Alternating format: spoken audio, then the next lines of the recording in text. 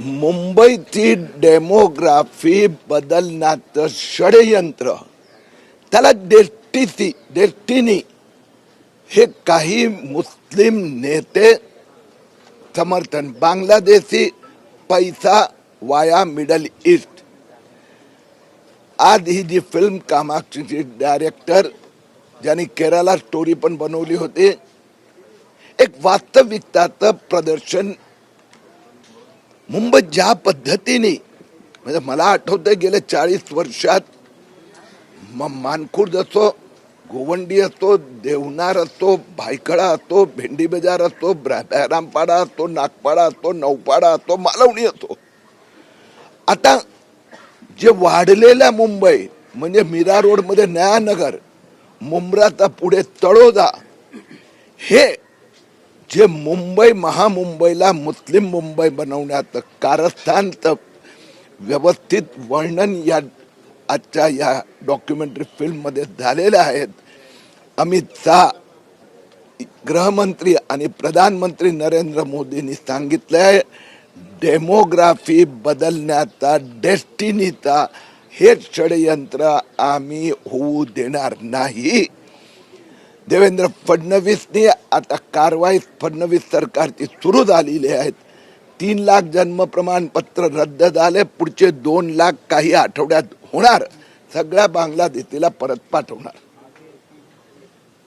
Sir, दुसरा एक असा राजकीय प्रश्न आहे की ईशान्य मुंबईचे खासदार जे आहेत संजय दिना पाटील, ते जवळपास शिंदे गटामध्ये गेलेले आपल्याला पाहायला मिळतात. आज उद्धव ठाकरे ईशान्य मुंबईचा संपूर्ण दौरा करतायत आणि पदाधिकाऱ्यांना पुन्हा एकदा कुठेतरी ऍक्टिव्ह करण्याचा प्रयत्न ते आज संध्याकाळी दौऱ्यामध्ये करणार.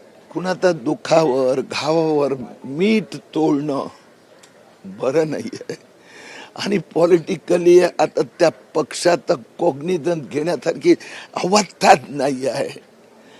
फक्त एवढंच आहे, परिवार नियोजन त्यांनी फार चांगलं केलं आहे. संजय राऊत, आदित्य ठाकरे, उद्धव ठाकरे, हम 3 हमारे 3 लोकसभा के सांसद. पण ज्या पद्धतीनं घटना घडल्यानंतरच बाहेर पडताना दिसतात, एरवी हो, त्यांना लाज नाही वाटत का त्या नेत्यांना? ज्या खासदारांना त्यांनी डोक्यावर बसवलं, एवढं कौतुक केलं आणि त्याला आई बहिणीवरून शिव्या देतात, लाज वाटली पाहिजे.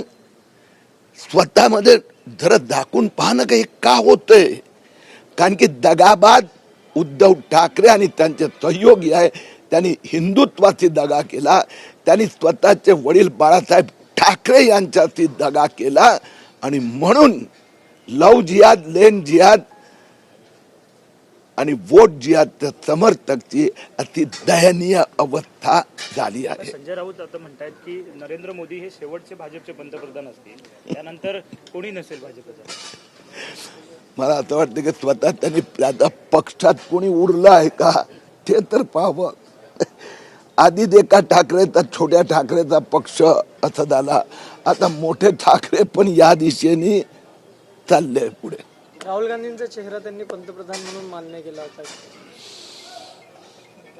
असं आहे की स्वप्न बघायचं, 100 वर्षाचे 100 स्वप्न बघायचा अधिकार लोकशाहीने दिलेला आहे.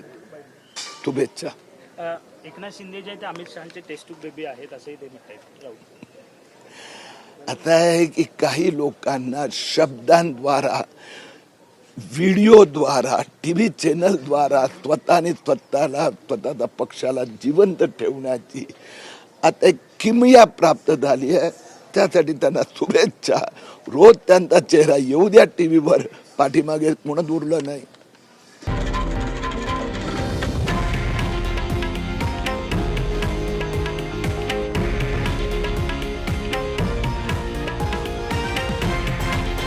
हे आहे देशातील नंबर 1 न्यूज नेटवर्क आणि आपण पाहत आहात TV9 मराठी, एकमेव.